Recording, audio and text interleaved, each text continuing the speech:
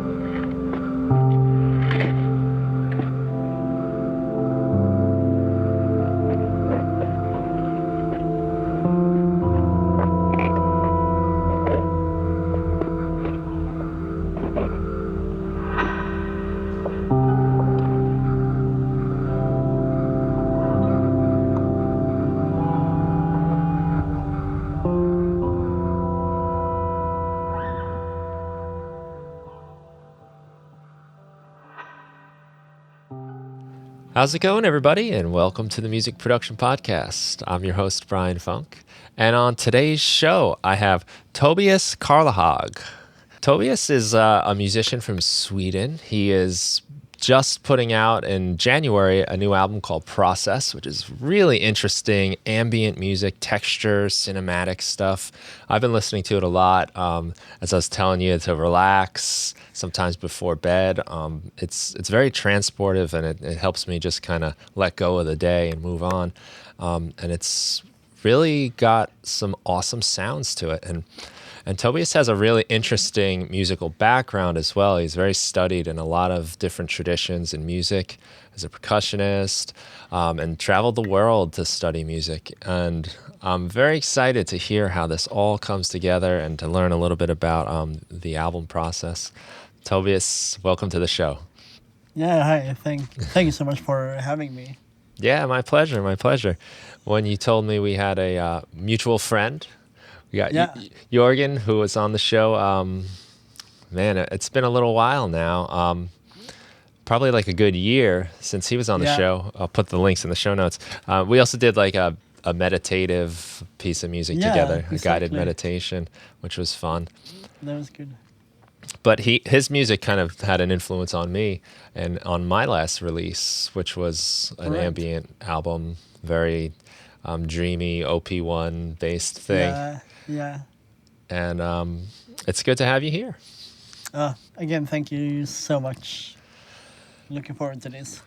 Yeah, I wanted to. So you sent me an email about your background, and after hearing some of the music, I was kind of surprised because it sounds like you're on a completely different path and you're really exploring new territory musically. And from what you've said now, that seems like a pattern in your life. Yeah, for sure. So, do you mind telling us a little bit about how you got started? And this, I think it's going to lead to a lot of interesting questions and discoveries. Yeah, like from the beginning. Yeah, take us, because you started out as a percussionist. And just to give people an idea, you started out as a percussionist, and now the latest piece of music you released has like no rhythm at all in it. Yeah, exactly. It's almost like a complete revolution from what you've started at. Yeah, it's a really like big transition, basically. Yeah, so I've started my musical studies in a conservatory for traditional music from that specific area around the conservatory. And Swedish traditional music is mostly violins and singing tradition. And Yeah, I entered that school on percussion on kind of a tambourine with a very loose skin, plastic skin that you can like play um, notes on, Hmm. basically like bass notes. And I had a teacher there um, who thought that this was like really interesting. So we worked like interpreted the traditional Swedish polskas and um, odd rhythms to kind of help tell the story of the music. So yeah, there was a really that's when I sort of got into this traditional world Hmm.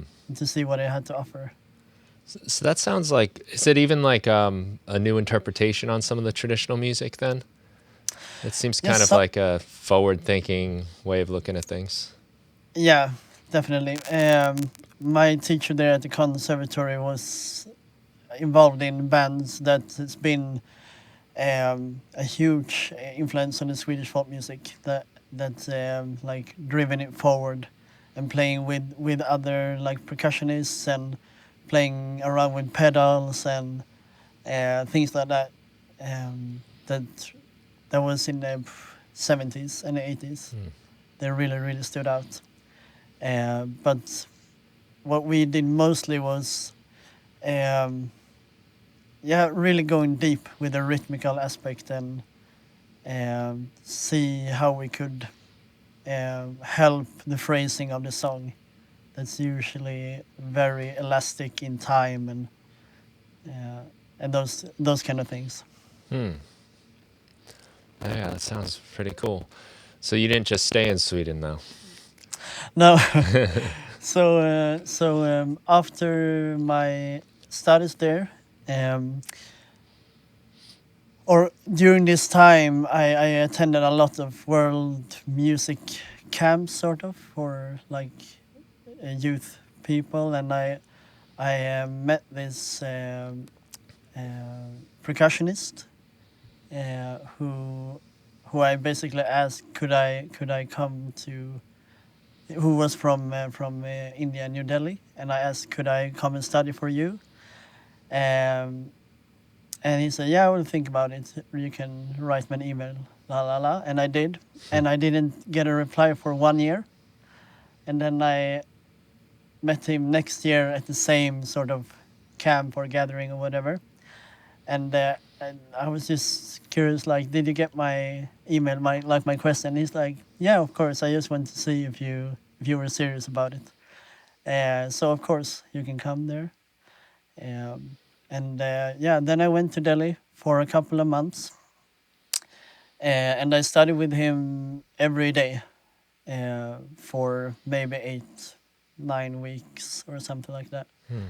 And yeah, yeah, really, I was what you call master student dynamics, very much like that. Hmm. Now you mentioned though, it had more to do than just the music though, right? It was Yes, definitely. more of almost like a meditative practice. Yeah, for sure.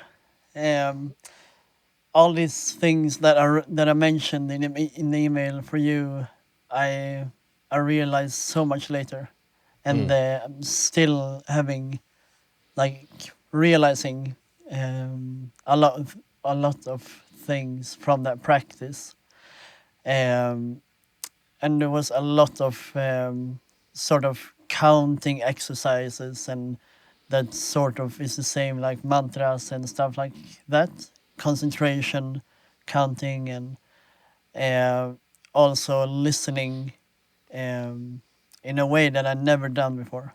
Hmm. I was shocked of this practice, and it was very unspecific.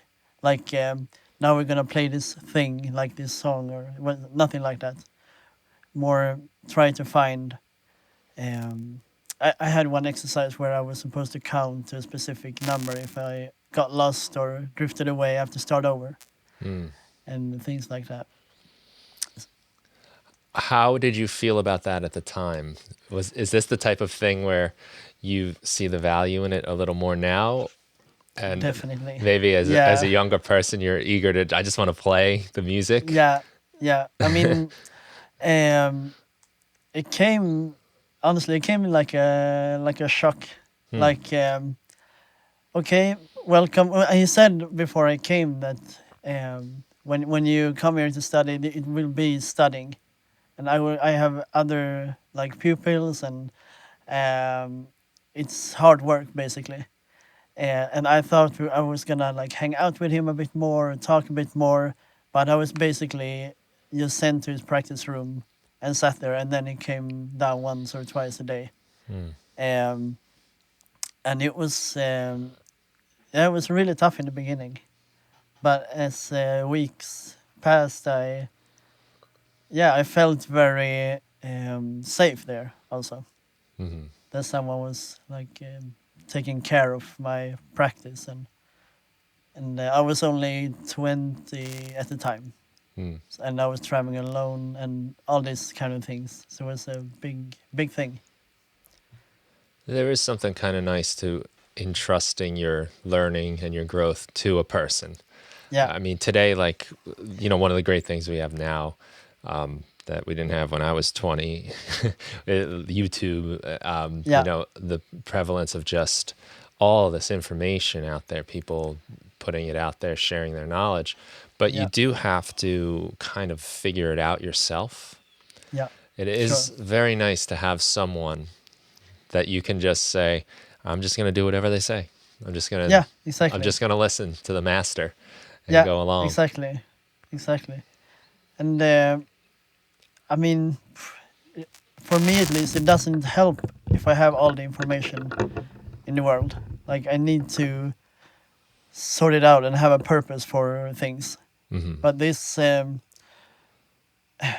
one of the biggest things that I am still holding on to today is the way of learning, like the way of uh, focusing on something and let I mean, if you spend a lot of time with it, things will happen for sure. Hmm. So it has like all my kind of practical all my practice work with drums and other instruments after this has been I learned so quickly thanks to this. Right. Yeah, Yeah, the more you learn, the more you learn there is to learn. yeah, exactly. There's more. It's exactly like that. Yeah, It's always blows my mind. Like every time I discover something new or learn something new, it's not like I got any closer. It's just I yeah, realized it's actually a lot further away than yeah. I noticed, Exactly. Oh Jesus, yeah, that's right. which is, I think, a good feeling if you can embrace that part of the journey Yeah, and the process. Maybe I'll throw that word out there. yeah, nice for sure.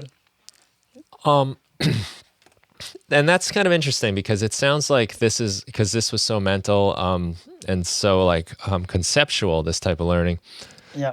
that it kind of brings you into this new stage a little bit. How long after that would you say was it before you started changing course a little bit? And I guess maybe you can explain how you got to the, like, right now you're doing very electronic, acoustic, electroacoustic, I'd say, because there's Yeah, some instruments mixed in there as well. yeah, sure. But yeah. Well, I mean, after this, I did some like touring stuff for a while, and then I started my bachelor degree in Gothenburg, um, where I studied more traditional music, and there I met a lot of people um, from from the Middle East around, like all over there, and I started to look into Turkish music a lot, and I also during that time I got a new or another percussion guru in Istanbul, where I went a couple of times before I decided to stay there for a longer period of time. So during my studies, I had my like main instrument teacher there. So I was there for a couple of months on and off, and yeah, my focus was so different. Like, and he was a so different teacher, and he didn't speak any English at all. Uh, so like the way of learning, I could just apply directly from what I had, yeah, what I had with me. But the techniques and everything was new, of course. Did you speak? Was it Turkish? Yeah, no, we didn't. He knew a few words. He said like, oh God, I have to remember. Strong, he knew. Um, flexible. And when we were gonna book like time for meet, he said tomorrow. That was 4 days from now. So yeah, and he is really amazing, and yeah, not as like strict in that way, but it was more. We only met once a week, and I got so much work, and he was, since we didn't communicate really, I had to like read between the lines. He was like happy if I hadn't practiced that much that he wanted. He was sort of like, oh come on, what are you doing here?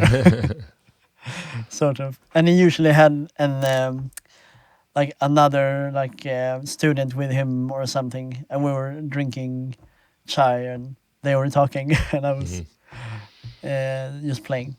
Yeah. That's pretty interesting that you're able to still learn and communicate musically. Yeah.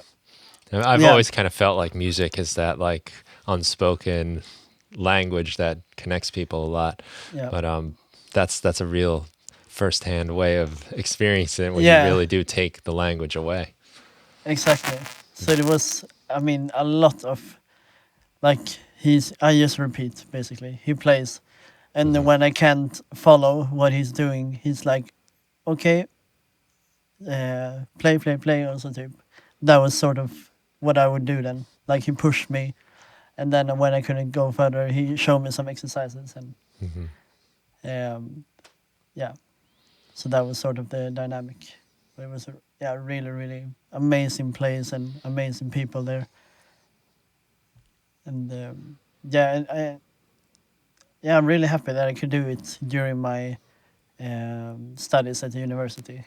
They were so flexible and yeah. Yeah, well, that gives you like quite a lot of different backgrounds, you know, a lot Yeah. of stuff to draw from in the future. Definitely, for sure. So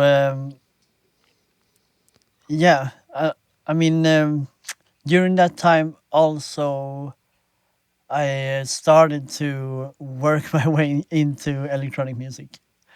I started to I played around in Ableton a lot, and started with this sort of drumming electronic music, and which wasn't really enough for me to just play on top of something. So I started to like play around with triggers or like MIDI foot pedals to trigger new things and stuff like that. And yeah, that really grew on me quickly. Yeah, that's a world, right? That you Yeah. fall into. Definitely. And I mean the huge amount of possibilities you have when you don't have to play yourself. Like when you play like a drum in this instance, when I stop, the music stops. Right. So it's another way of thinking entirely. Like something is continuous in that way. Yeah, I've always thought of it as like the studio has become the instrument now. Yeah. And your song is like almost an instrument too, Yeah. where you're kind of, like you said, it still plays. You don't ever have to really Yeah. stop the music, and you can just keep staying in that zone and Yeah. I found myself last night with the microphone, with the guitar, with the push. I have like all these different things. I'm like Yeah. playing at the same time almost, and and all the while the music is going, and because it never stops, the hours just slip away. Yeah, for sure. And I think that's a mindset that electronic musicians or studio musicians um, have, that is kind of unique actually. That to be in a continuous flow on a longer set of time also. Like you can do it for a much longer period of time, basically. When you don't have to play yourself like all the time. Yeah, yeah, you can kind of let the music go, sit back, absorb it Yeah, a little. Yeah, I find it very meditative yeah, actually when you get there. Usually, once some sort of little foundation gets down, then suddenly the hours are slipping away. yeah.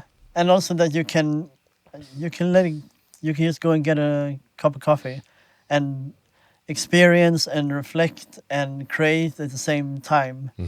It's yeah, as you say, it's very can be very meditative state to be in.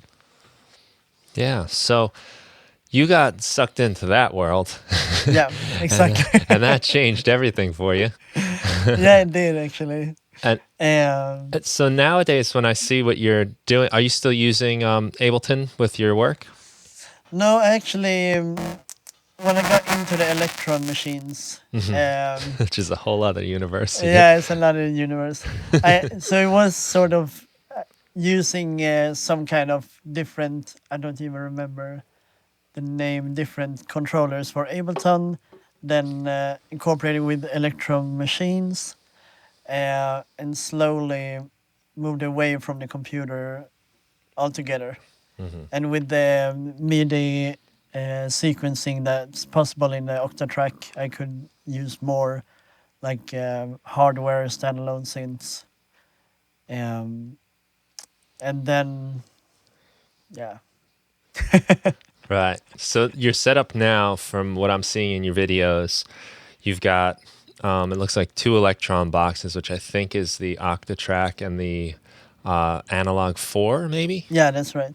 The that's the Mark ones. synthesizer, right? Yeah. Yeah, exactly. That's right. And then you've got a nice case or two of Eurorack, Yeah, exactly. which is again another universe. Yes. Wow. Yeah, that's where I'm at. Yeah. Definitely in love with the Eurorack. I'm very nervous of that world Yeah. because I kind of know what it does and what it means, Yes. and luckily I kind of can't really swing it financially just Yeah. because that point of entry has been enough to hold me off a little bit, but it's what kind of blows my mind about it right now anyway is as much as I've learned about synthesis over the years, and I guess in a way I come from playing guitar, Yeah. playing in bands, so as an instrumentalist, definitely less formal than your studies, but learning in the computer, Ableton Live, MIDI sequencing, and then Yeah. synthesis and all that was a totally new world for me too. But I'm amazed that I've spent all this time learning synthesis and stuff, and then it was like a year ago. I was in Portland, and they had this wall of Yeah. like it must have been like it was over my head, so it must have been Yeah. like 7 feet high, and 4 or 5 feet wide. Yeah. And I was like with my friend, and I was like, I would have no idea what to do with this thing. I don't even understand where to start. It's Yeah. just plugs and knobs, and I understand the Yeah. concepts, but like ask me to do anything with it, I don't even know where's the button. I don't even know. Yeah. Exactly. Yeah, it can be quite humbling in a way. Yeah. Like, but I mean, with your experience and knowledge, it's not too too far, and especially when you use modules that has like a lot of the mathematical and or algorithmical things sorted out. So it's more like working with VCV rack or something like that, or racks in Ableton. But it's just it's nice to connect stuff physically. Yeah, it is fun, that physical Yeah. movement. Like, I've got a couple semi-modular, like, the Korg MS-20, Yeah, I can see it. which is still mysterious to me Yeah. with all the patching. And I've got the Behringer Neutron, too. Has Oh, yeah. a nice, I don't think you can see it right here, too. Well, Oh, yeah, you can a little see bit. You can something? see Yeah, some a of little the, bit. you can The see all the patch. patches. There's Yeah. nothing in there right now. But it's been a lot of fun to explore. Yeah. I know, for me right now, where I'm at, and I think this might bring us to the making of your album, is I know that I kind of need to follow more of a process. It's definitely not a matter of more stuff.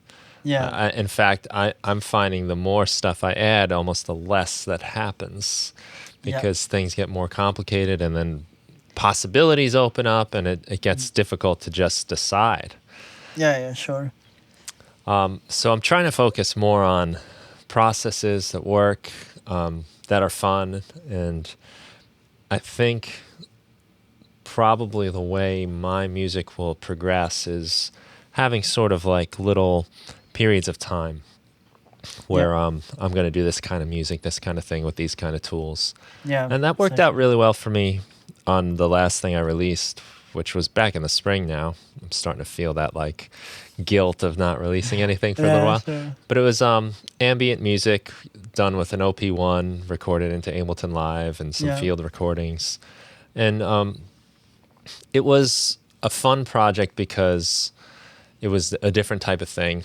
It was this brief focus, and everything was kind of the same. I used the same Ableton Live session for each of the 5 tracks, I believe it was. I just deleted what I did the day before and saved the new session and went again. And what I liked about that type of music too is the kind of you're, at least the way I was doing it, like, you don't really make mistakes. Exactly. Or you can think of the whole thing as a big mistake. Yeah, exactly. It's compared to like if I was playing my guitar, like it has to sort of, I have to hit the notes, I have to hit them in time, and so I guess what I wanted to ask you a little bit is what you've called this album Process. Yeah, that's right. So that suggests the focus is on like the way you did it. Yeah, I mean, Maybe you can just tell us a little bit about that process. yeah, sure. So as I said, I mean, it's been a long journey towards like for this album, and I mean, musically, it's a record that's been done over a long period of time. The first track on the album, which is called Stay, is actually from a live concert I did on a residency in the archipelago, Sweden. And that sort of set the whole tone for the record, basically. So I for the record I used one modular system, and as you said, the 2 electron boxes, a couple of tape machines, and field recordings that I saved up for a long time from different places, which has been it's sort of told the story a bit. Some are from, I was in a residency in Alsace in France, so a couple of field recordings from there and from my parents' place up north, and so that had actually a big impact of the feeling, even Right. though it's mostly nature or and these kind of sounds. Um, but I just I think the possibility to let it grow was important because it was a big change for me. This whole solo project, to not be in a band, to not do all these things. I can make all the decisions myself. I don't have to run it by someone. I don't have to da da da da da. Yeah. And which also comes with responsibility. Yeah. I mean, this is what I'm saying from the beginning to the end, sort of. Yeah, I find that's very liberating and also a lot of pressure, to have Yeah. all that. And sometimes it's nice. And I've been enjoying this with a couple friends of mine. We've been able to get together a little bit to play. And it's nice to just not worry about what other people are doing and just kind of do your thing and focus on that and focus on how you can complement what else is happening. And that's like very basic, simple things about playing with other people, but sometimes you like kind of forget how nice that is because you're so interested in how nice it is that you can control everything and you have that. But it is nice to have the like back and forth kind of feedback and stuff and inspiration. But you said that the stay session that you did kind of set the tone for the record. Now, was that because you found a process or a method of work, like a workflow that you can use?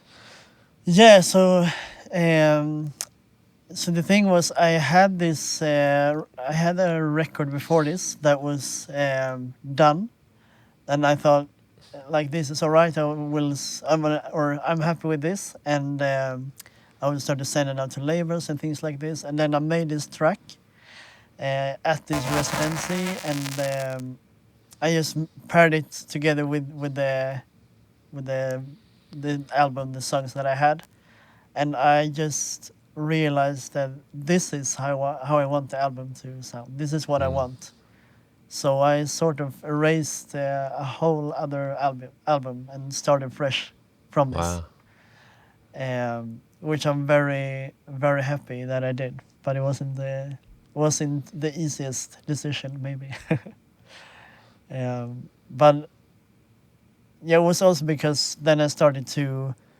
I had this super opportunity of a friend here in this studio facility that has a lot of Eurac that he didn't use for almost a year. So I got the opportunity to borrow a huge rack, like a Eurac system. So that sort of or that system I used for the whole record. Oh, that's cool. So you had this like instrument essentially, like that, and this sort of setup, I guess, with the Electron gear as well. That's kind of what I was talking about too, like having like that kind of confined set of tools to kind of squeeze a few ideas out of. You know? And I think that's like the only way I'm ever going to get things done again. Just because otherwise everything's so scatterbrained and all over the place. Yeah, exactly. I totally agree. And also to have like the same, you don't have to go to all different places in your head. Like, how is this patched? How is this thing? Da da da da da. Now on the Analog 4, after a long time using it, I can just make sounds without even wearing headphones. And like, now I want this kind of sound. Now I want this kind of thing. And that's sort of what happens. Like when you treat your setup as a guitar, for instance, like the ins and outs. Right. That's liberating. Yeah, that's how I've, thinking back, like when was doing more live performance, haven't done too much of that lately, of course, but my setup was an instrument like a guitar, and and maybe in a way almost more complicated because I had to make it. You have to Yeah, create the setup too. Like at least the exactly. guitar is there, you Yeah, know, it's already a thing. But I think it's a great way to think about your work, your tools as an instrument you're kind of putting together, and then yeah, you have to learn how to play it. You have to learn how to perform on it.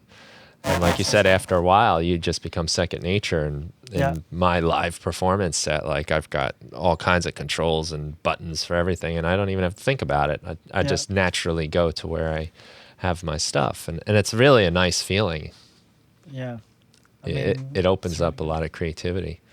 Yeah, and also releases a lot of pressure for me at least when I know, I can, what do you call it?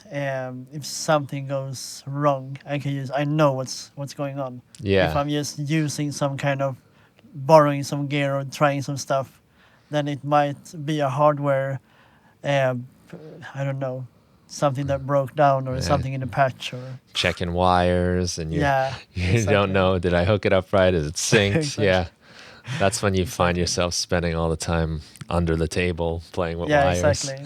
Yeah, exactly. And that was the whole soundcheck time, Yeah. basically. Hmm. So that's yeah. So now actually I'm trying to play without the electron boxes. I just got the ER301 that I'm thinking I are think gonna I saw that on Instagram. I think you just yeah, posted. Yeah. exactly. I looked at that thing. I was like, I don't know what that does, but okay. Yeah, and I mean that's that instrument, which I almost cannot get a sound of yet, is sort of. I've been looking towards it for a long time, and it's really really difficult to get a hold of. And but I even before I received it, I watched I don't know 70 hours of tutorials and reading up on the Lines forum and places like that, and there is so much knowledge and so it's yeah to get and just in addition to this change of stage and place for me to work with music in this electroacoustic world, um, that when you are maybe alone but there is such a huge community. I Hmm. mean, an open, welcoming, nice community that it's like what I experienced. No, like hierarchy, and you can find like yourself reading a thread, and then your idols or people that you really look up to just share their thoughts or having some problems or sharing patches. And so this ER301 is a good example for this. Hmm. That I could use instruments or units or patches that my musical heroes are using, and that just the idea of that is really it's really nice. Yeah, yeah. Oh, definitely. Having a community like that is great. There are a lot of really nice communities around music making, really. Yeah, And it's very supportive and helpful. I mean, even yeah, doing my podcast, I consider like it's like a community in a lot of ways where you're interacting with people and talking about what the struggles are, and so many people have the same exact struggles, even yeah. though they might have tons of success, and it doesn't seem like it comes easy to anybody, No, which is comforting. You know, yeah, it's yeah, it is. It is. I like that. I like if it was just me that had a hard time, you know, it would be different. But that is kind of the fun of it too, is the challenge and Yeah, overcoming and solving the problems. exactly. And I mean, that's for me at least something that brings me together with people. Like brings how do you say? I connect with people in that way Yeah. because I know okay they are here. They understand this, whatever it is. It took me so long time, and people are feeling the same, obviously because they are writing it, and that like sort of common ground makes it really, yeah. If you're transparent with it, Hmm. as it usually is, that's also really comforting. Yeah. It definitely is. When did you do that stay session? You said it was a live performance. How long ago was that? It was one and a half year ago. Okay. Yeah. Which seems like 9 lifetimes ago. Yeah, exactly. So, and how long was it before you had finished the final song? um, the song or the record? Well, I guess by the time you have finished like writing the material for the record. Yeah. Yeah, I mean the record is all improvised. Hmm. So it's um, each track is around 1 hour, and then I just chose 5-6 minutes from each Okay. that I really liked. And like the way it usually happened was I started with a patch, and then if I felt something, I stay with that one, and then I worked on it for 2 or 3 weeks. The same thing, trying to having something the same, da, da, da, da, da, doing like that, and then I just did a stereo recording of it. So there's like 60-70% is one stereo track, and then there is some multi-tracking, like some delicate noise things and stuff like that. I think I didn't dare to use it because it's so easy to just hit through the roof or whatever. Yeah. One cable is a bit loose on the filter and blows out the whole recording. Right. So you kind of like designed a patch for Yeah. each, and patch in modular worlds is a little more than just like a, maybe on like my analog synth is different because there's a lot of movement and generation and sequencing that goes exactly. on within that. Well, so it's not like you just sat down for an hour and banged out songs. It was more like No. each song was a project that culminated in this hour-long session that then got refined Yeah, into a few so. minutes. And I mean, it's just a lot of sessions, and then Yeah. I decided on a few of them, and I mean, I grew a lot, of course, during this time, like learning more for each sort of composition, and towards the end, uh, I started to manage more and more generative composition, so I didn't have to do too much tweaking, and that is a very special experience to just start the clock like on the modular and lie down and listen to the music playing, and then it's recording. This is what will be on the album, and I'm just listening. Yeah. Wow. That's cool. Yeah. You're kind of like an assistant in a way. Yeah, exactly. We were both like equal partners in the process. Yeah, I've had some fun myself, like doing things where maybe send like a sequence to a couple different synths, and then just my job is to kind of tweak things, pull it in and out, yeah, add effects, and I'm they're you can never do it twice. no, You can never have it happen twice. So I guess for me, a lot of those things will just kind of sit. I yeah. don't ever decide, but every once in a while there are a couple where I decide it's a thing. How do you decide like this is it? Because and this might even be something that might be really counter to your musical background Yeah. with like percussion studies where there's a lot of precision in the performance. There's a lot of exact things you have to get right, technique. How do you then go to this world and just sort of accept whatever you get out of that and decide that that's what's going to be on the record? Yeah, it's a good question. I guess, I mean, I played a bit of freeform, um, uh, and those sort of, I mean, just a little bit. But I got some exercises from that helped a lot to if I'm playing together or solo to just just go back to yourself and listen. Hmm. And when I yeah uh, I had a lot of good friends that's been sort of and how should I say, like helping me out, like listening to the tracks or listening to my performance, that really understands like free form or improvised music. That then I sit and play.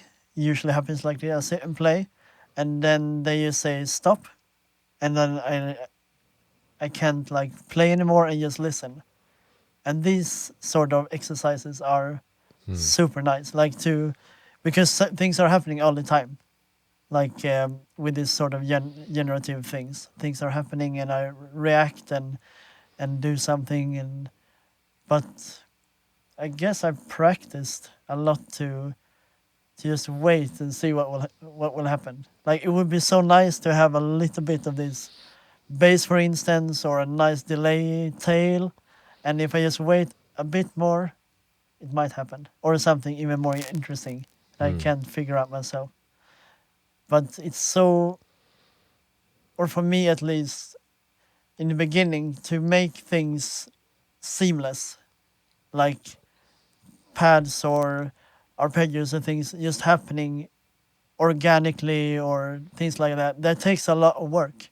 Yeah. Like I have to do a lot of things to make it feel like that for the listener. Mm. But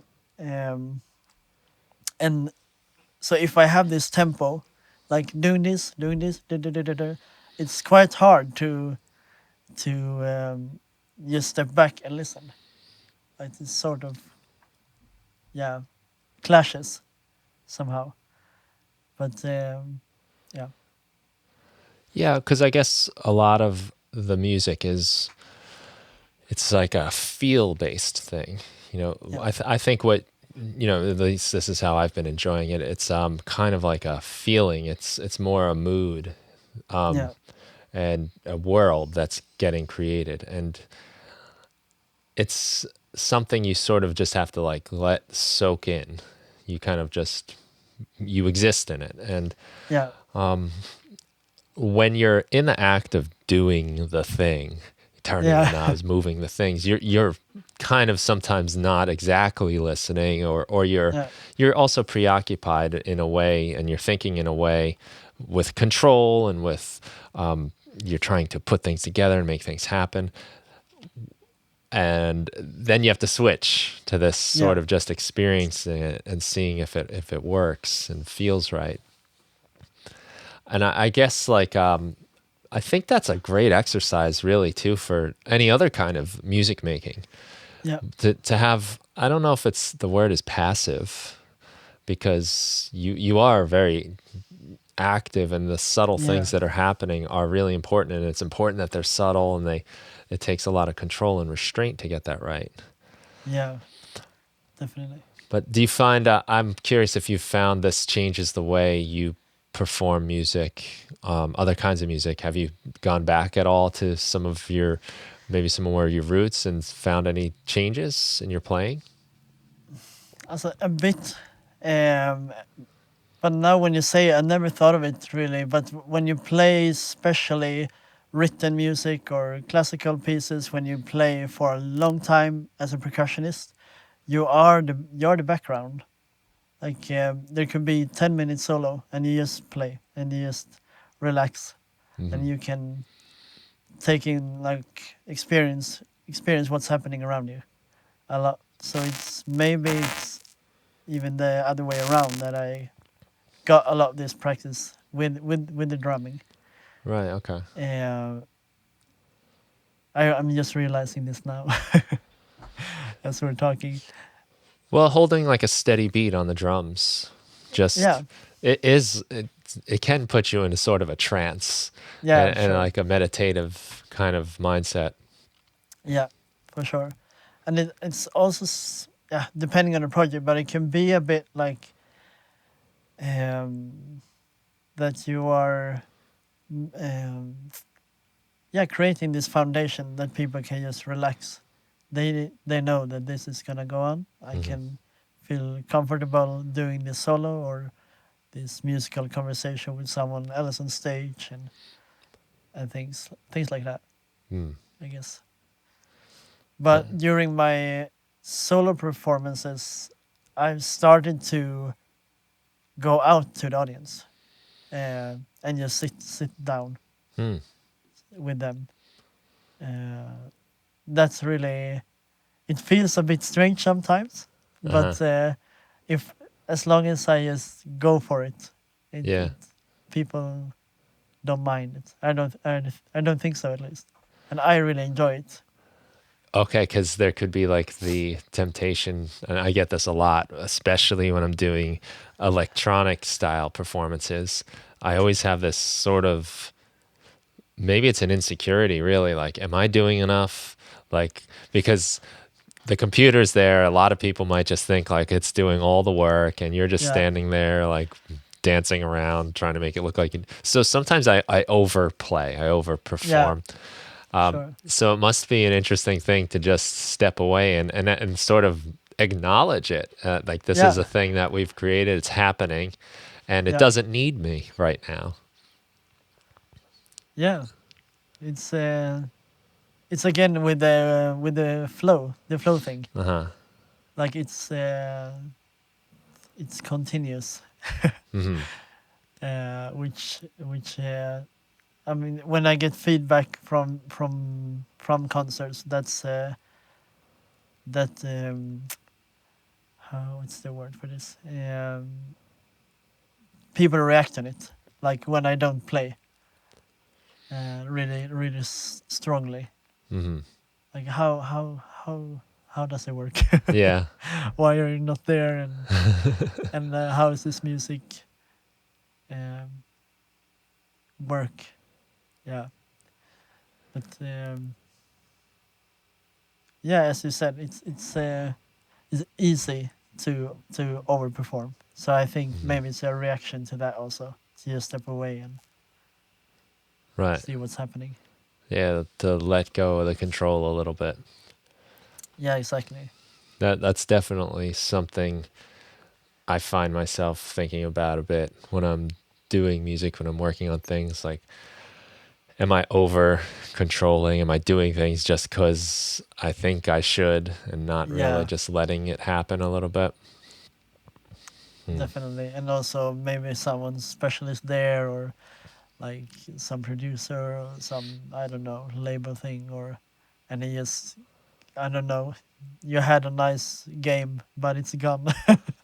Because like, yeah, maybe now I should try this thing that I never did, Yeah. and yeah, just bad idea after bad idea start piling up. That ego gets in the way, and Yeah, exactly. yeah, yeah. And if you're trying to lose yourself in this a little bit, that's the exact opposite. Yeah, You're in yourself. I'm going to be impressive and maybe yeah, exactly, swap these cables behind my back or exactly. something. Yeah, exactly. throw Pull them out, throw them away into the Yeah, like room, and the equivalent of like twirling the drumsticks while you're yeah, playing. it's the same thing. It's definitely the same thing. Yeah, that's funny. Oh my, yeah, I really like the way you use the field recordings in there to create like these worlds and these backgrounds, and there's a lot of like non-musical arrhythmic things happening, but yeah, there's still it just communicates like life. And I've noticed that if you are, especially if you're working in the box and you're using like software instruments, yeah, things can sound very sterile and yeah, almost like they're not happening anywhere. yeah, Like they're just like everything's so clinical and perfect yes, that it's like it doesn't have, even if you just record something with a microphone, you're always getting a little room sound, a little bit of a noise floor starts coming in. yeah, sure. I guess what I'm kind of wondering is how much of that like ambience, that atmosphere is coming from the field recordings? Is there just some general noise from the equipment, like just the air of the oscillators or the Yeah, synthesizers? sure. Because Uh, it's what's kind of cool is you can't really tell. You don't know if you're hearing like just hiss from the equipment or if that's the sound of maybe those footsteps walking around or whatever we're hearing. How much, yeah, I guess that's my big long-winded question, is like how yeah, much is like if you took those field recordings out, would it just suddenly change yeah. the It feel would completely? change drastically. Yeah. So it's a couple of elements. There are a few like straight up field recordings with a zoom outside in nature, but they are quite rarely just played as normal. I put a lot of things through tape or reamping from a guitar amp and things like that. And then there's also a technique that I used a lot where I have a stereo pair and a couple of different ways set up just above my head, and then I have a lot of material on the wooden floor. Just some metal stuff, some wooden stuff. Obviously, I have a lot of percussion things, and I just improvise with that Mm, for a couple of minutes. Uh, so there's a lot of those things, like the close-up things that you can hear. I'm on with headphones, and I sort of know either I listen to the tune at the same time, or the improvisation, or I just do it without. And from there, I cut a lot of things. right. And so that's sort of the second thing. And then I use a lot of noise, what do you call it? Modules. A lot noise modules. And everything of this is going through random, a lot of randomness with voltage, like octave, volume. So it's a very, very slow things. So Right. they, And yeah, so you have mics overhead. Is this while you're playing? Because I almost got the feeling that I could hear you. You can hear what the modules and everything are actually outputting through their yeah, outputs, but I almost felt like I could hear you moving around on yeah, the equipment itself, like maybe turning the knobs, moving the cables, yeah. pressing buttons throughout. Is that my imagination, or is that like, do you keep a mic over like to just record the ambient sounds of what you're doing? No, not really. But I used materials that sort of represent. I have some patch cables. I have some wooden stuff. I have some metal things, and I I don't know. I'm covering my hands up with all of these materials and record it. Hmm. Uh, and it sounds, for me, it sounds very calming. Like Yeah. someone is doing something in the next room, and I can just I'm not alone. I can just relax in company with someone, sort of. Right. And it's sort of narrative, because you hear something that's not music, like tonal, or I don't you don't for me I don't use the same part of my brain. I don't listen to, oh, what's this harmony, or okay, now someone is fixing something in the kitchen, or what Yeah. are they doing? Yeah. There's a lot of that going on where it just creates a lot of like visuals in your head. Yeah, You're picturing stuff happening around you. I think that's a big part of why it feels so transportive and alive. yeah, That there is a lot of stuff happening. Yeah, so that's cool because I was kind of wondering. I was like, I wonder if he's recording the sound of him actually moving the stuff around. So you're recreating that in other ways, yeah, but that's a nice touch. It, yeah, it brings it to yeah. life. And I remember especially one recording that song, one song. There was raining outside, and I just put a microphone at home in my living room, and I did the dishes and preparing food. Uh-huh. There was some rain, some birds, some me like doing some productive things, Mm-hmm. and that a lot with a lot of filters, some distortion, some saturation, da da da da, Yeah. makes it feel natural for me at least. So I'm very happy that it somehow translates to you also. Oh yeah, definitely. And I also noticed like you have some guitars going, playing Yeah, soft yeah, things, harmonics, even notes. yeah, But it's nice to hear. You can hear like your fingers on the strings even when you're not really yeah, doing anything. Like it sounds like you're sitting there with the guitar doing yeah, these soft things, and then you're still there when you're not doing it. yeah, You know what I mean? exactly. Presence. Yeah, there's that Uh, presence, and it doesn't. It's not like you took a little audio clip of that one note and then it plays, and then it's yeah, nothing on that exactly. track afterwards. It's Yeah, just kind of running and does really give that feel of someone's there. yeah, yeah. It's- That's well put. I totally forgot to say I also play the electric guitar. Obviously, you will yeah. hear it if you listen to the record. That's a big part of the record, that I sample and like resampling and also live improvising on the guitar. Mhm. And as you say, it's on all the time. When I don't play it, I just put it like on the table, and there Yeah. is some hiss and like noise from the guitar Right. and stuff like that. But It- I do it through. I have an amp, and then I mic the amp up also live, and Mhm. then I put it in to give it this sort of roomy feeling Yeah. or vibe to it. Yeah, it's amazing how much even just the like slight buzz of the amplifier, Yeah, maybe with like a little reverb on it or something, yeah, has just it's a world. It's yeah. It is a world, definitely, and yeah, I think maybe the way this might sound to anyone listening, it might sound like we're talking about these extremely dense, full recordings, but really like the music and the album is very open.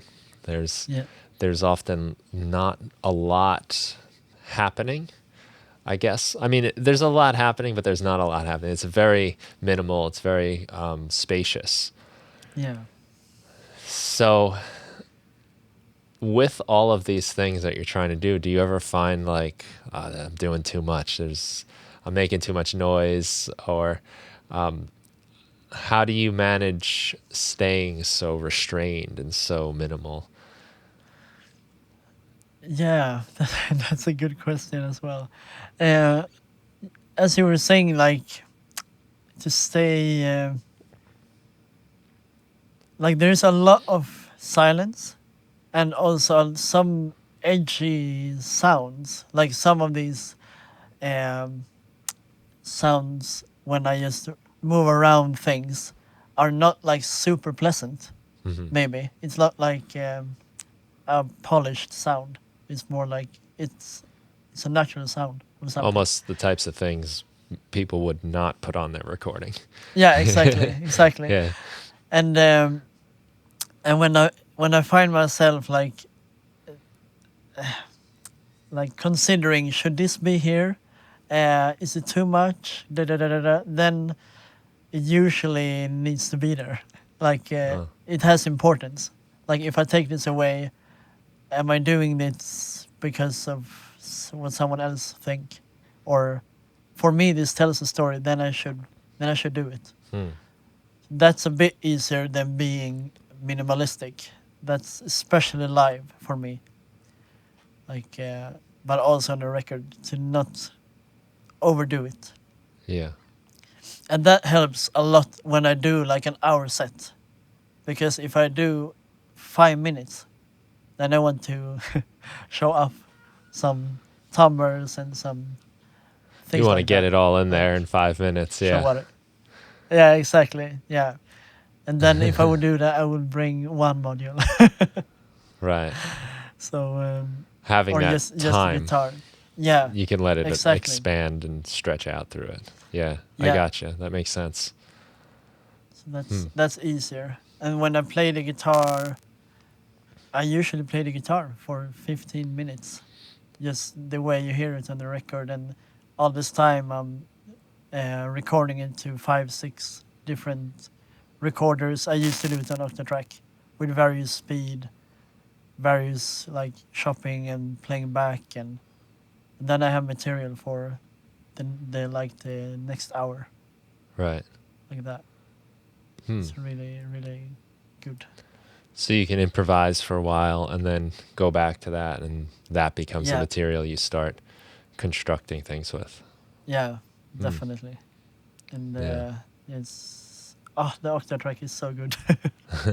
I haven't had a chance to play with it. I only hear good things. I have the analog rhythm, Oh, nice. Yeah, which that's is good. still a mystery to me for the most Yeah, part.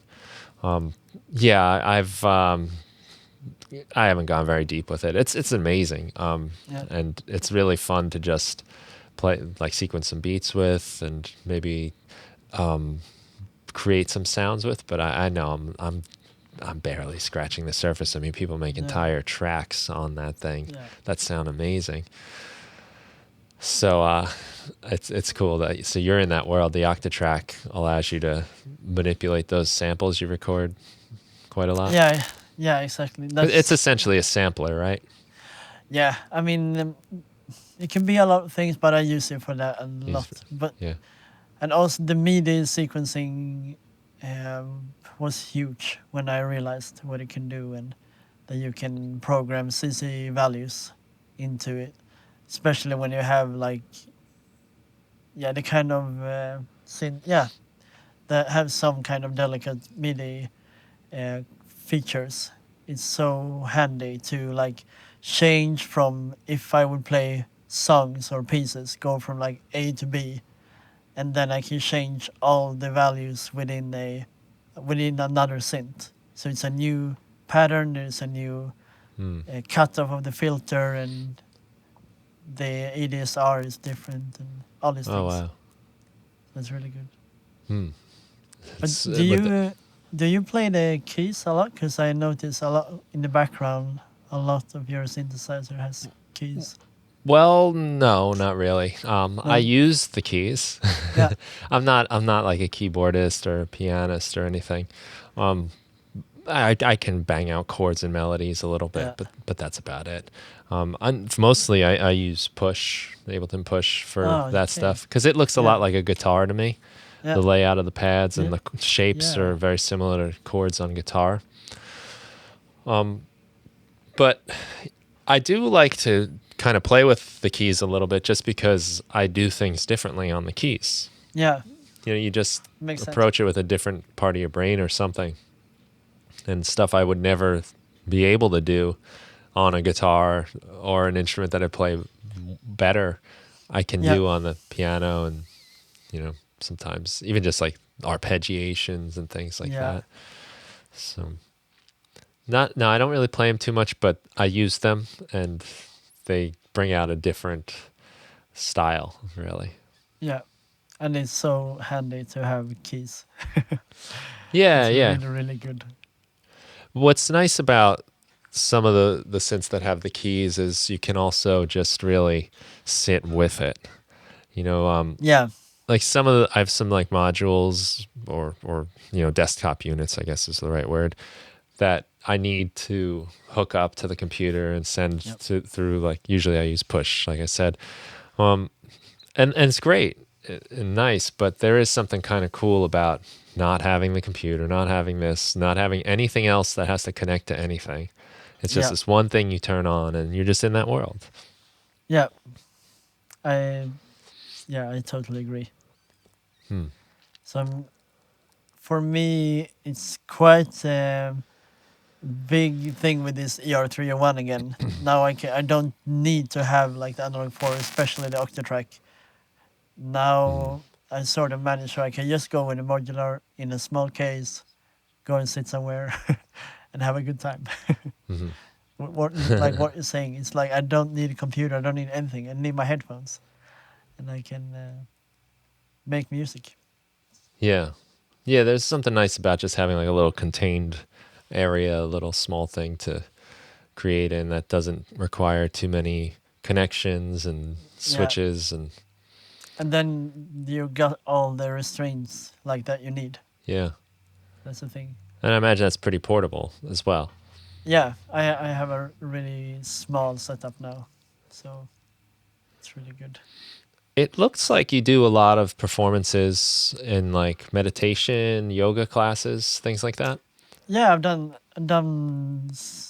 quite few of those. It's a really nice experience, I would say. Mm. I usually do to let me see. It's called hatha yoga, I think. Like you have your poses for like 10 minutes or something like that, Hmm. and do it with it's guided meditation. It works quite nicely to have this like soothing voice of someone like guiding you, and it's not too often. Uh, and then I usually do very minimalistic work Hmm. uh, because yeah, the music is secondary Yeah. and it's just sort of transportation. Yeah, you're not trying to be noticed in a way, No, right? exactly. You're almost trying to go unnoticed Yeah, go in that unnoticed. Yeah, in that kind of world, which is an interesting twist. yeah. And I also got like the feedback that the listener that's also doing this yoga thing, that it makes them more like it makes them more anonymous, Uh-huh. and like because there's sound in the room that's taking up a lot of space, and that helps them to get into it even more. Right. Yeah, you're not making noise in your Yeah, movements and your breathing exactly. and Yeah, but that's really challenging. Then I play for 2 hours minimum, hmm. uh, and that's it's special to play long shows like that. Do you find yourself sticking to an energy level, or do you kind of move it throughout as you perform? Are there waves and shifts, or do you try to Yeah. stay a little more steady? No, I mean, I as mean, I know you're time, not having a big drop with the bass and the dun dun, not those kind of dynamics, but yeah, I guess there's got to be some sort of story, some sort of change and movement. yeah. I mean, it really depends on the occasion. For me, it's really like situation based sometimes. Hmm. Like if there is room for it, I even could tend to go to noise things, like with this calm stuff, but distorting some delays or doing things, and then I sort of go with it. Like obviously not when I play to meditation or yoga, but if it's in a concert place, I really like to go with the flow, Hmm. and I'm very happy when I can do it, because as like people who's working with electronic instruments know that one detour can be one detour too much. Yeah, Something can crash or whatever. But right. if I can let that go and really go with it, then I usually take the chance if I get that relaxed on a show. Uh huh. Yeah, because I guess if you let like some kind of like feedbacking get out of control, Yeah, that could kind of shock the people out of their state a little bit. yeah, exactly. Yeah, but I like to do. I like to, if the moment's there, I'm like getting more and more comfortable to push it. Right. And usually when you play that sort of long sets, it's then there like it appears more like a crescendo, and then I have the time to go back down again if I want to, Hmm. or things like that. Hmm.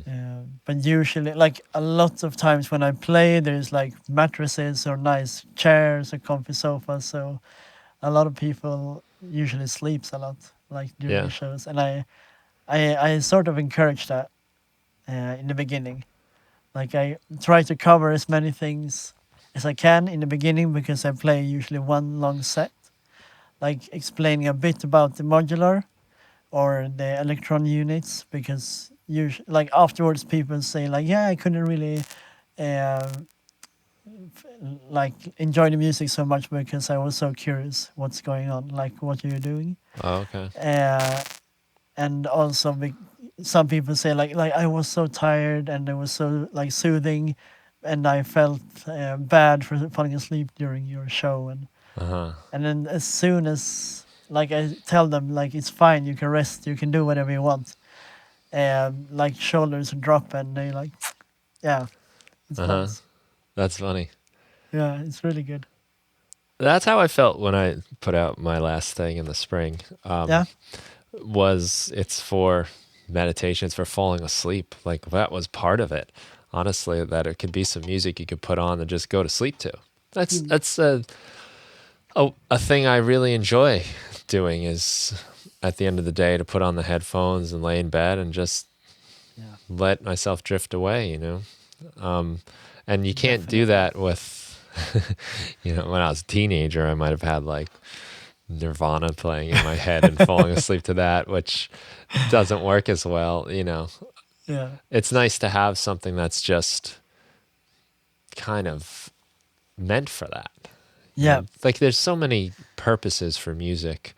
Yeah. And I think for a long time, one of the main purposes I ever saw was just like having fun and Yeah. rocking out, and which is great. But it's fun to also do something that's you don't even have to pay attention to it. Exactly. Yeah. I totally get that. And I mean musically, like for me with ambient works, that are like slow and for a long period of time, my I read about it a bit, and also but it like resonated with me and made sense that when it's so much going on and for such a long time the brain can't cope with it, like Hmm. when is this, like because we're so used with structure and repetition or whatever, or tension and release with a rhythmic or harmonic, like tension and release, when these things does not appear like we're used to, or it's too long time apart, for me at least I just surrender and just take it in, Yeah. experience it. Mm. Yeah, and I found myself like looking. There's still a lot of those elements in there, but they're just so much more understated. They're very subtle. Sometimes it's just in textures Yeah. or like a single note that just is waiting to kind of resolve up or down, Yeah. and you know, it's Yeah, fun that's to play beautiful. with that. When you have so much less going on, you can really zone in on the whole sound. The more Yeah. things you start putting in, the more you kind of lose detail and Yeah. focus. It was for me. It was a really fun experiment. Just subtle changes, and it was the OP1 really just recording live for me, and I'm just kind of Yeah. turning those little knobs, little click by click. Just hearing Yeah. how it alters things on such a small level that you can't really get away with in like a more like pop song, which a lot of Exactly. my music is song based lyrics and stuff. So you're not going to really get to pay attention to like the slight change in the waveform. Yeah, exactly. And yeah, that's become a thing I enjoy a lot, and it's nice to have a style you can turn to express that a little bit. Yeah, definitely. And when it's in like a style where it's really important also, Yeah, like uh, and the subtlety is, you have the space in the music to really experience it and to express it. mm. Yeah, and that's something I enjoy about your release a lot is that it's it's small. You know, everything is small. The scale is small. Is It's not a big rock drummer and giant bass drops and all of that stuff. But it's almost like when you put like the magnifying glass down at the ground and watch like the Yeah, ants. You know, to us walking around here, 6 feet above the ground, in yeah, my head, like the ants seem like nothing. But when you go down to it, you're like, oh my god, there's like a lot happening, a lot of movement. But you can't see that when you're looking at the big picture. yeah, And I really enjoy how in listening to your album here that you can really just go, like I said, like you can hear that you're just sitting there with the guitar, that you're there. Maybe your fingers moved a little bit on the strings or something, and that gets picked up. That's something you would just never hear in a loud rock band. no, And it's just a different, it's not any less complicated.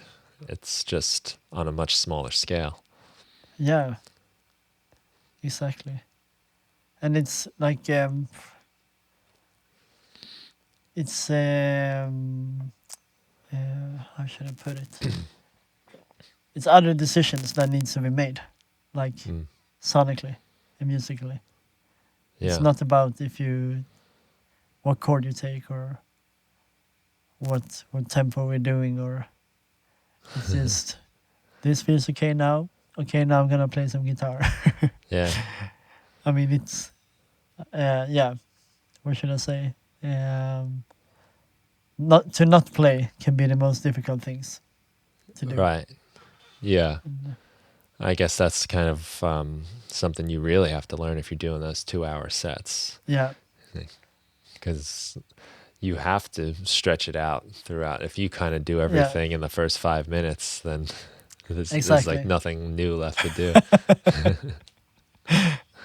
Yeah, it's really like that. No rush, no rush. Hmm. But I never played on the OP1. I never used it. Is it? Do you play? Does it have its own engine or is it samples? It's both. It's Okay. quite the deep little machine. Yeah, I It's can see very it there. it's deceptively small, you Yeah, know. And I do remember when they were first coming out. It was like 2011, I think, and yeah, everyone was freaking out. This toy, and I got mine early on. I was sold on it pretty early. There's something about it I just really liked, and as soon as I picked it up, it has weight. It's made yeah, out of metal, and I guess it's metal anyway. It's solid, yeah. but it has a whole bunch of synthesizer engines. All It's right. got sampler engine, and then drum stuff too. So you can really the fun thing about it too. There's these 4 knobs, and when you go into the synth engine, you're presented with some kind of like graphic. It's very abstract, Yeah, I and see you that. you turn the blue knob, and you just kind of like listen. You don't really know what you're doing. Wow. You're not sure like what it's not like a synthesizer filter cutoff frequency, okay, or envelope attack. Like it does actually have a section for envelopes, which is nice to have something familiar. But as far as like the synthesis goes, you kind of don't know what you're doing. You're No. really listening. You're paying Yeah. attention, and there are many engines on here where I really have no idea what's going on. Some of them you start to get familiar with, and you start to understand how the different knobs interact with each other. But it's a very freeing experience in that way. But it's also it's got sequencers in it that you can use to Okay. sequence things in there or outside, and it has this pretend 4-track recorder on it where Yeah. it looks like tape, and Yeah. you have to fast forward and rewind, and you can actually turn it backwards and play reverse, Oh and wow. and that I love, and I don't see many people using it, but I use it sometimes just as a 4-track recorder, where I'll plug a microphone Yeah. into it and just record. I did an EP of like punk rock songs on it. Right? I just Wow, had really? my 57, my SM57 plugged in. I put it to the drums, I put it to my guitar amp, put it to my bass, put it to my voice, and just made this like crazy little punk rock EP off of it. Wow. Yeah, I have to listen to that one. It was so much fun, and it was so easy because it's battery powered. I had my headphones plugged into it. I had the microphone Yeah. plugged in. I just walked around the room and did things. And there's a fun kind of feature, I guess, when you record on a track. Like say I record like the drums on track one, I can then record something else over the drums on track one. So on a Oh, normal tape machine, it would erase the drums and record the new thing, but this just piles it on. So you can kind of do some layering as well. So like for the vocals, I would sing like a track and then I just sing over it again and yeah. to Wow. double them, Yeah. you know, and it was really simple and fast. And it's a great, sometimes it's just the acoustic guitar and just make some little songs on the acoustic guitar right in there. And Yeah. it's got a lot of character, a lot of personality. I love it. If I lost it, I would want to get a new one. Yeah. If I could get my hands on a new one, you know. Exactly. Twice the price, maybe. Yeah, it's more expensive than when I got it. Yeah. But it's always inspiring. Yeah. It really is. It's so much fun. Yeah, it seems like I remember when I got the Octatrack, I had a friend who got the OP1 at the same time, and it feels like because they were quite close to each other when they came out, like in time, and I felt like there was these two camps, like one is getting OP1, one is getting Octatrack, and then like, yeah, I would love to try one sometime. Yeah, And they're cool. I can't recommend it enough. But there are people that I know that have gotten them and are just like, I don't like this thing. It's not for me. Yeah. So it's definitely that kind of instrument, I think, too, where I think people are either all in or they don't want anything to do with it. Yeah. Yeah. I mean, I got so inspired just by talking that you have to listen. Like, you have to really listen to the instrument, what's going on. Yeah. And just skip the visual thing and also, like, letting go a lot since there Right. aren't clear parameters or... Yeah, like even like there's a filter effect on here. It's like a low pass and a high pass. But the visual is like a race car going down like it's a road, and like as the filter moves, the road like turns. It's really interesting. It just gets you Wow. thinking differently. That's something I like to do sometimes when I'm making instruments in Ableton Live. Yeah. And you can put the macro controls and group them together. Sometimes I like to just name them different things. Like Oh. instead of filter frequency cutoff, you know, call it something else. I did a collection called Dream Keys, and what I really wanted to make was just a collection of like, kind of like mellow keyboard sounds, Rhodes, and like soft, kind of synthesized keys like that. Just Yeah. a collection, so like dream lullaby type stuff. Oh, And nice. I was putting effects on and naming them like REM, you know, and Yeah. like delta waves, you know, just like random things. So you would just kind of listen to it more. Yeah. And so when I play with those, like by now I kind of forgot what I've mapped to each little thing, and I'm just Yeah. turning and like, oh, that's neat. Like this little sparkle starts happening. Yeah. It sounds inspiring. Yeah, it is. It's you know, music is like that. It's super mathematical and technical, Yeah. but it's also feel and emotion. Yeah. And I know that sometimes I get a little technical. And Yeah. I think that happens when you're turning knobs on synthesizers or you're on the computer. It's a technical act. For sure. So yeah, I like being able to get away from that a little bit too and just Yeah. feel it. Just listen to it. Definitely. I find I mean, very interesting because it is very technical and mathematical, like these patches or what's it called, the macros and stuff like that. But the intention is something creative. Like it's a creative and intention with it. Like I want to be able to do this. I want to be able to experience this through my patch or through this instrument. But I have to do this thing first. Yeah. The- Yeah, you're like kind of reverse engineering yeah, emotions and feelings on a way. yeah, and you have the time to build it up also. Like Hmm. yeah, and as you're saying, I mean, for me at least, I'm trying to.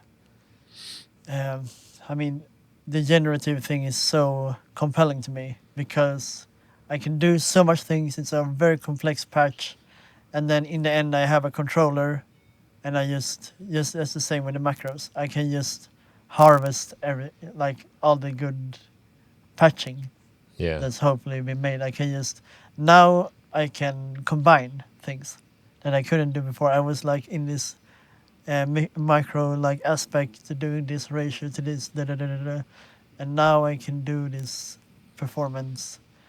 Um, yeah, turning on performance knobs or macros or whatever you would like to Hmm. call it, and Yeah.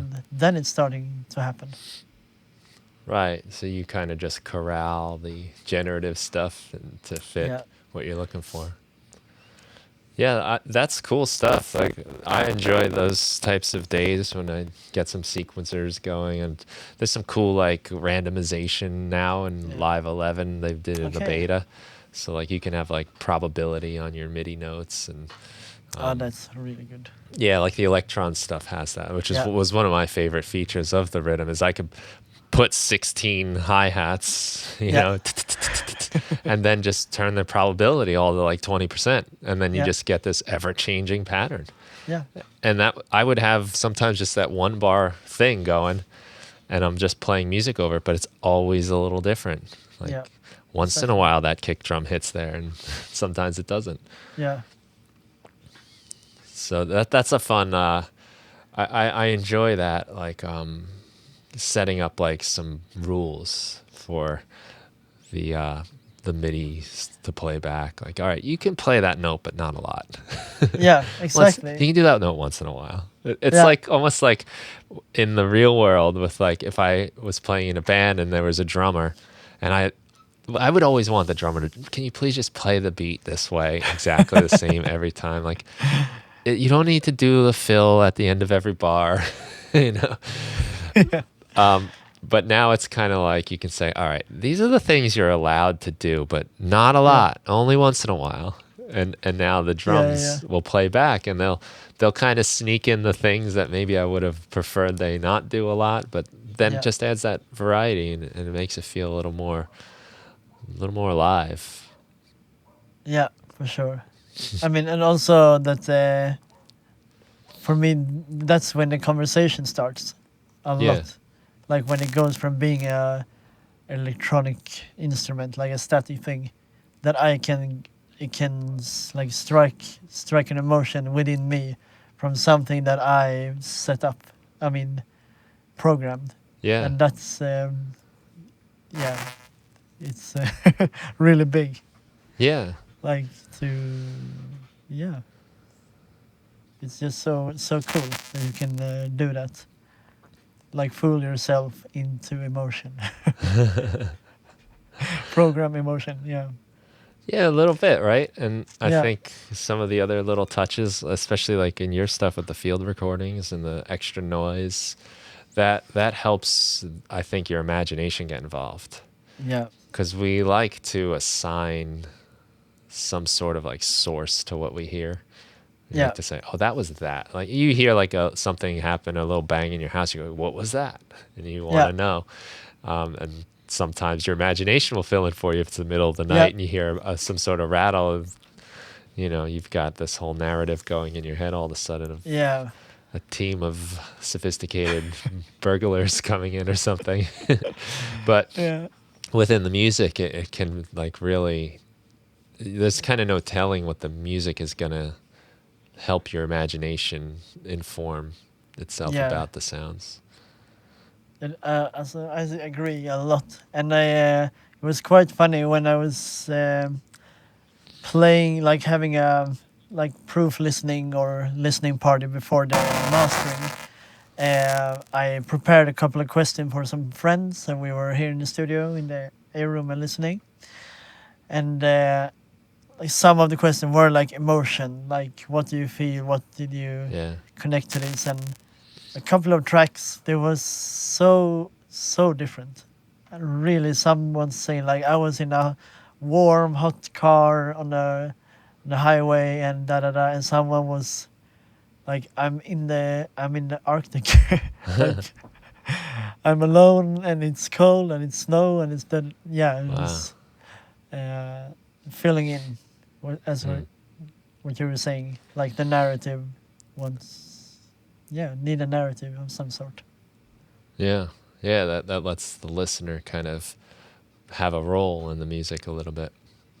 Yeah, Yeah, that's some freedom. Sometimes when you have lyrics and like more defined chord progressions, they yeah, are more specific. You yeah, can't get that same variety.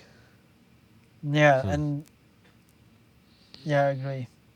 With the field recordings, what I experience a lot that gives it this openness is the high frequencies. I I try to imagine when I've been myself, like when I've been inside a whole day and then I go out. It just opens up Right. everything, and also this feeling of like being outside for a whole day, like the fresh, uh,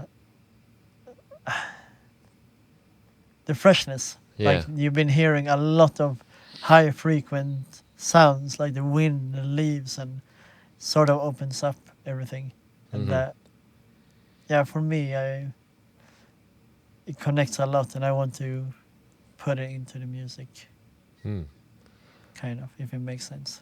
Definitely. I Yeah, think you've done a great job with it.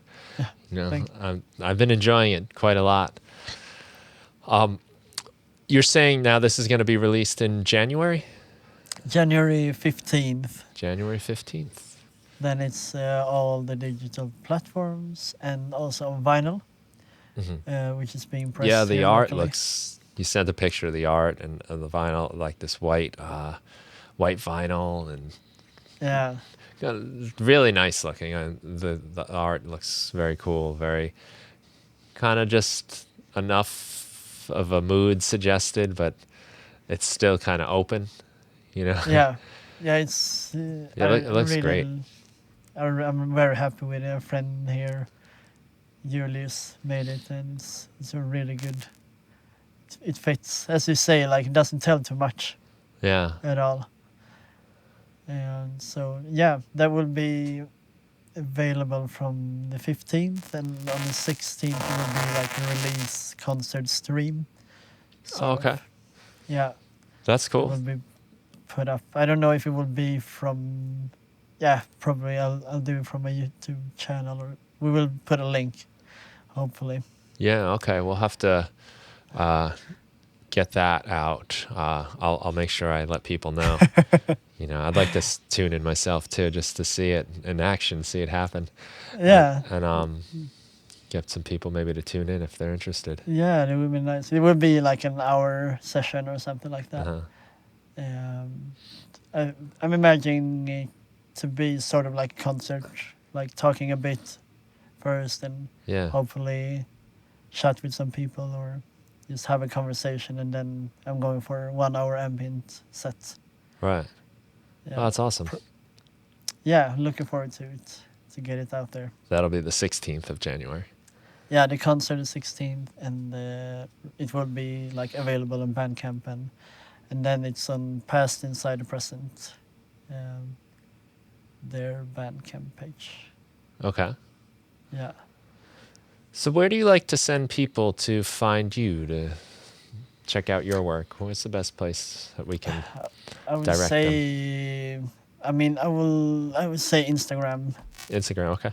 Yeah, and where I have some kind of link tree situation for YouTube and for yeah. At the time, it depends on when it's released. It would be nice to people tune into the record as well. but there is some gathered information Mm-hmm. there on Instagram. Nice. Yeah. So just so anyone listening, it'll be in the show notes, but it's Instagram.com/Tobias Karlehag. And that is /TOBIAS_KARLEHAG. Yeah, And again, it'll be in the show notes, but it's a cool Instagram. Just looking at, you got some performances, you got some pictures of the gear. It's fun to just look at all your stuff, and nice. some of these, I'm looking at one picture in particular with just a ton of orange wires going into the what's that, the A100, I think. Yeah. How do you say that? How do you pronounce that name? The Dopher? Dopfer. Dopfer? Yeah. Okay. Yeah, I've seen those around. But Yeah, that's just the case, right? Yeah, that was the case, and mostly of the majority of the modules that I got to borrow. Uh-huh. And that's that's that one. And I'm putting up in a couple of days now when I set up the final for next year, hopefully rig. Yeah, right. We'll see. There's no such thing as final and modular. I've seen how you people work. Yeah. You're always switching it in. That's why I'm not doing it. Yeah, we'll see. You can just give me a call when you're gonna start. Yeah. We can have another conversation. Yeah, okay. It's fun. I might take you up on that. I'm sure I'll break one day. Yeah. The Neutron is like it's the gateway drug. It's like your cigarette before your yeah, exactly. hard drug. No, I can recommend it. It's really fun. Yeah. Nice. Not too expensive. Well, cool. I think people are going to love it. If you're into ambient music, if you want something to relax to or meditate or do your yoga or even take a nap, Yeah. it's nice to have music for that, like specifically designed and that you can really kind of just sort of melt into. And I think you've done a really nice job with that, and I've been enjoying it quite a lot. It's been my bedtime music for the last few days. Thank you so much, Brian. Cool. Yeah, and thank you so much for having me. Of course, yeah. It was really nice talking to you. Yeah. Yeah, nice talking to you. Nice to learn from you and hear about what you're doing. And I guess we'll thank everyone for listening. I hope you guys have a great day. Check out Tobias's work. I've got links in the show notes. And have a great day then.